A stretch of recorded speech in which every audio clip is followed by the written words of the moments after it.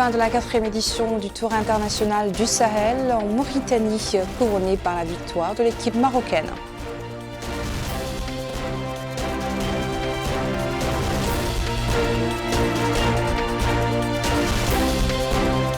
Poursuite sur l'ensemble du territoire national de l'organisation de l'opération du Ravel sur fond d'intensification de la sensibilisation des électeurs sur l'importance de se faire enregistrer sur la liste électorale.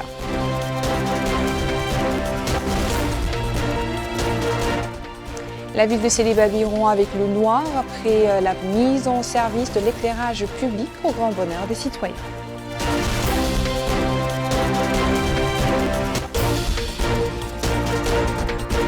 Bonsoir et merci de vous joindre à nous. Les rideaux sont donc tombés ce dimanche sur la 4e édition du Tour international du cyclisme du Sahel. Organisée cette année en Mauritanie, la compétition qui a mis aux prises diverses nationalités s'est jouée sur 5 étapes et c'est l'équipe marocaine qui a remporté le trophée de cette compétition suivie de l'équipe néerlandaise.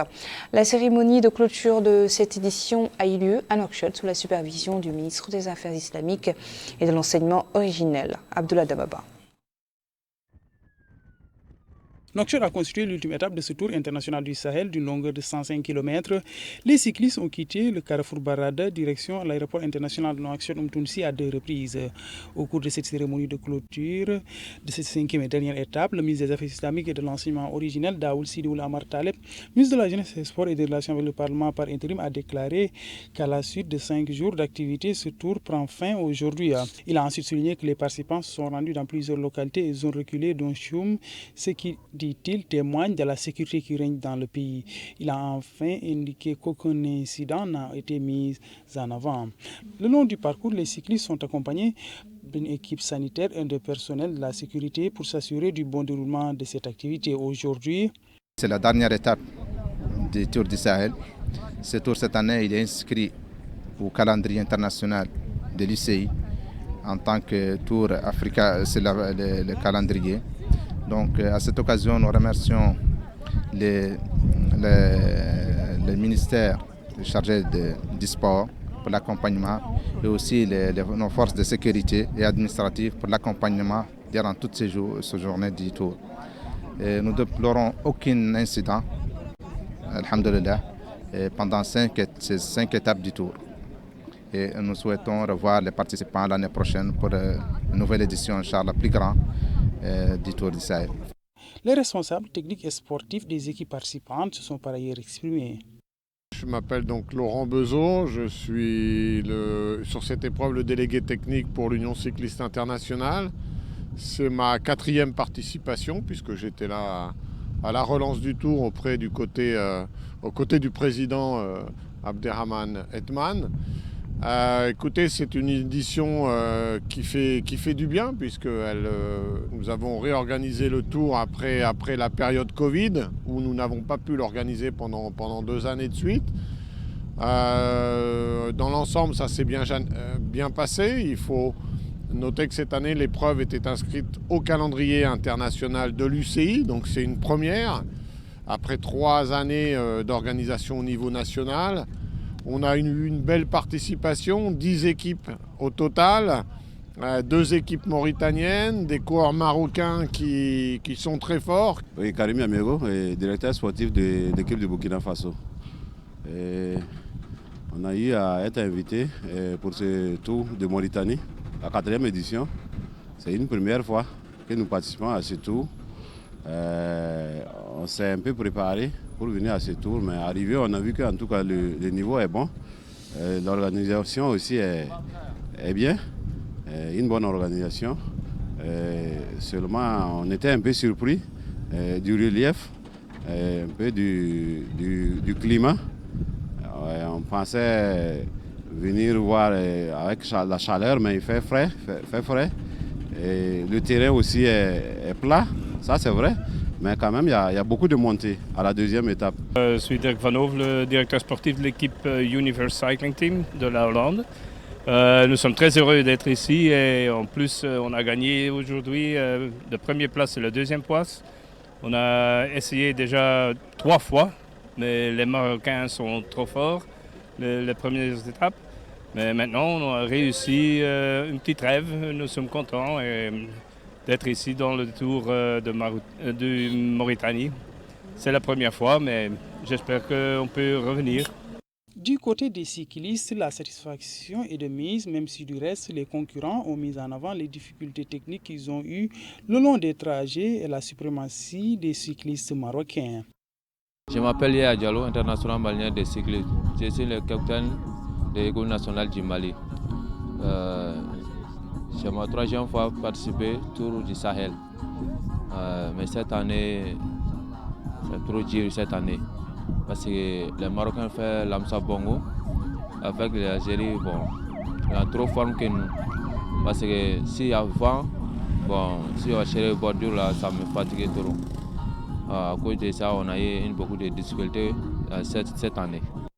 La dernière et cinquième étape de ce tour a été remportée par les cyclistes marocains, respectivement Ashraf Adourami, Sabir Lahchan et Soubakhri El Hossein. Au général, c'est aussi le cycliste marocain Khatib Abraoui qui s'est emparé du maillot jaune de ce tournoi. Le cycliste mauritanien Malik Abderrahman Bouj a aussi été primé pour être arrivé premier de ce tournoi parmi les participants nationaux.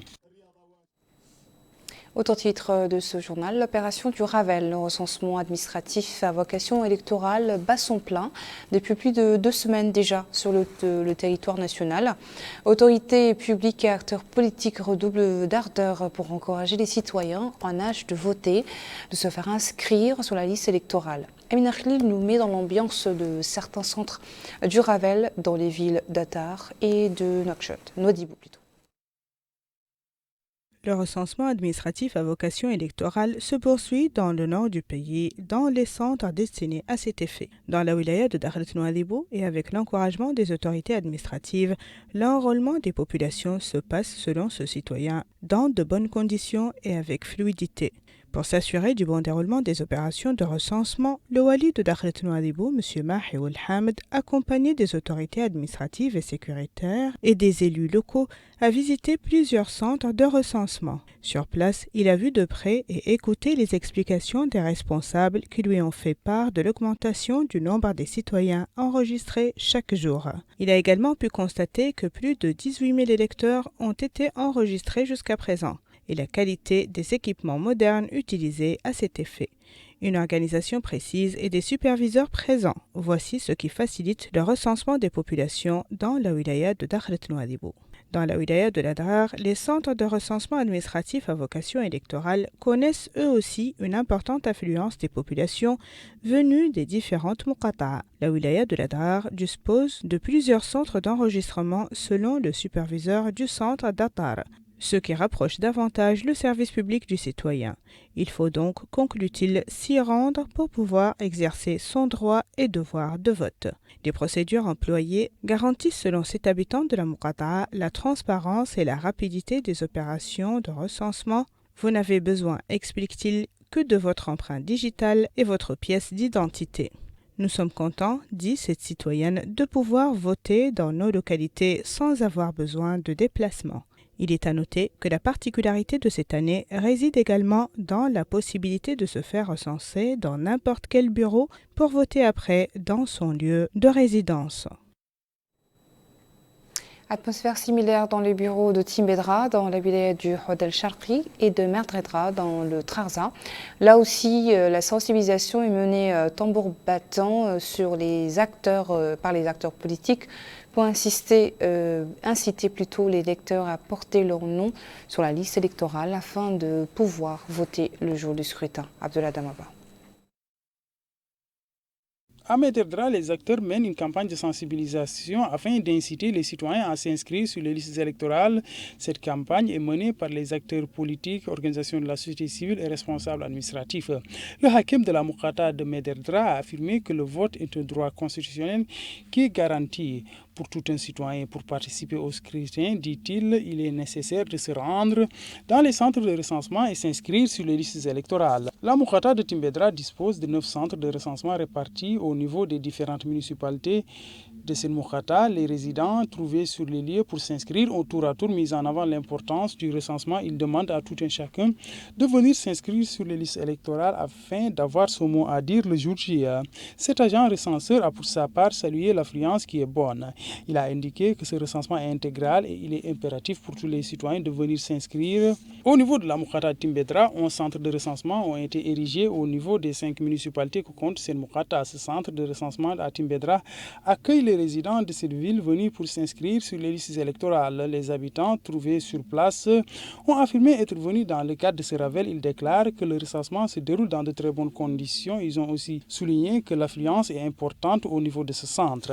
Le coordinateur du Ravel au sein de cette Mukhata a pour sa part souligné qu'ils ont au niveau de la ville de Timbedra 3 centres de recensement, tandis qu'au sein des autres municipalités que sont Tuile, Kumbissaleh, Boussaïla, entre autres, il existe 2 centres de recensement. Il a enfin affirmé que l'affluence est de plus en plus importante au fur et à mesure que se poursuit ce Ravel.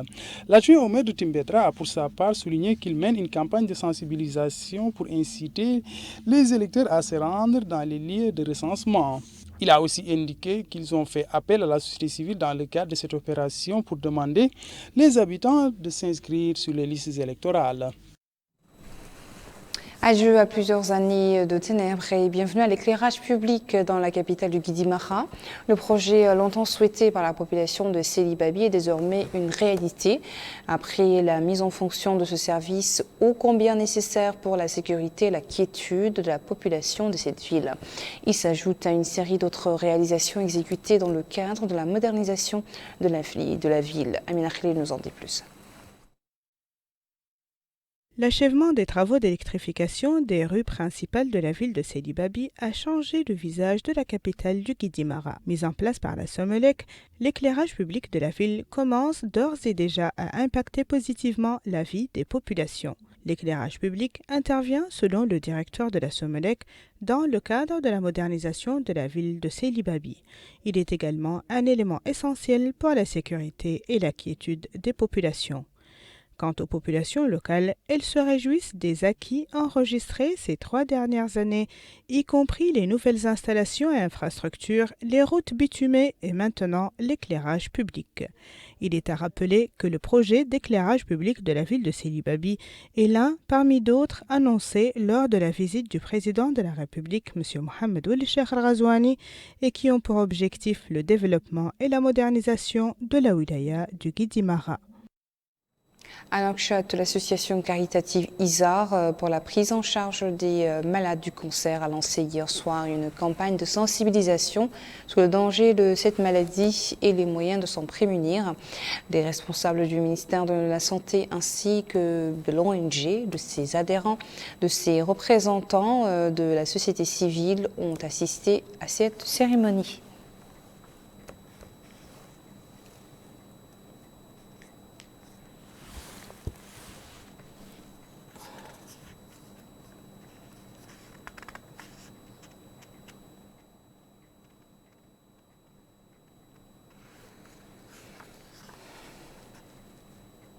Nouakchott a par ailleurs abrité hier à l'initiative du réseau des femmes élues locales en Afrique, Antenne Mauritanie, une manifestation sous le thème « La représentation considérable des femmes aux prochains scrutins électoraux est une garantie pour l'atteinte du développement durable ».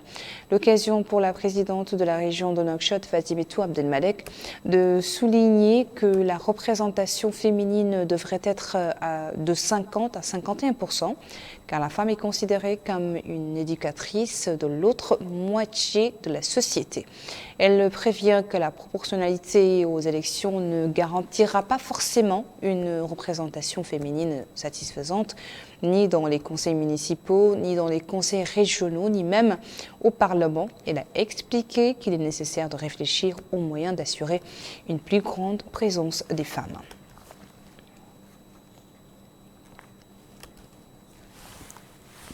Direction la ville de Nouadhibou, où là aussi il était question hier soir dans le cadre du meeting organisé par le mouvement Badia, affilié au parti Ensaf, des préparatifs des prochaines élections. La présidente de ce mouvement a affirmé que la manifestation vient confirmer le soutien au parti Ensaf et ses choix pour les futures élections avant d'apprécier la décision relative à la participation des jeunes.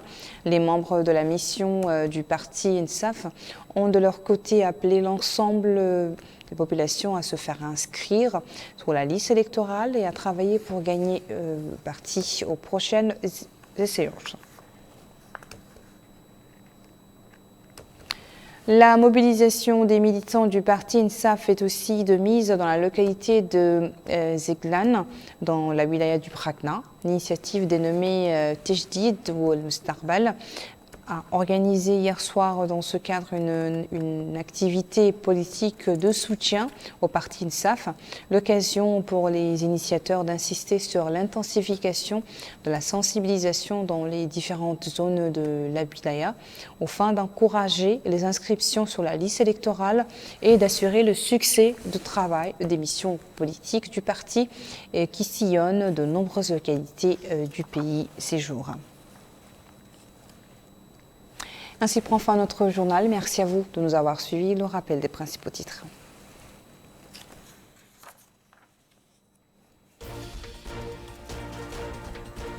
Fin de la 4e édition du Tour international du Sahel dans notre pays, couronné par la victoire de l'équipe marocaine.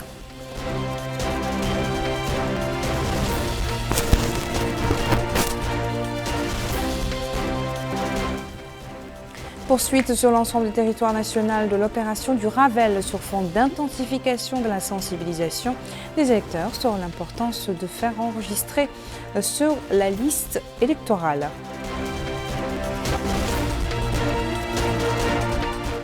La ville de Célie-Babiron avec le noir après la mise en service de l'éclairage public au grand bonheur des citoyens.